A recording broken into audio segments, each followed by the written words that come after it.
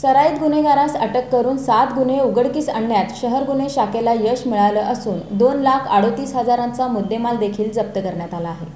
10 जून रोजी सहाय्यक पोलीस निरीक्षक संजय क्षीरसागर आणि त्यांच्या तपास पथकातील पोलीस हवालदार महेश शिंदे यांना मिळालेल्या माहितीनुसार एक व्यक्ती चोरीचे सोन्याचे चांदीचे दागिने विक्री करण्यासाठी मोहोळवरून पुणे सोलापूर हायवे मार्गे जुना पुणे नाका इथं येऊन सोलापूर शहरात येणार आहे अशी माहिती मिळाली।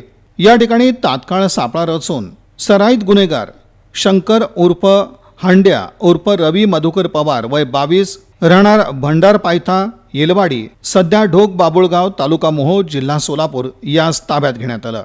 या आरोपीकडे MIDC पोलीस ठाण्याकडील दाखल गुन्ह्यातील चोरीस गेलेले सोन्या चांदीचे दागिने तसंच वळसंग पोलीस ठाण्याकडील दाखल गुन्ह्यात चोरीस गेलेली मोटरसायकल आढळून आली। त्यामुळे ही मोटरसायकल आणि दागिने जप्त करण्यात आले। या कारवाईतून 7 गुन्हे उघडकीस आणण्यात यश आलं।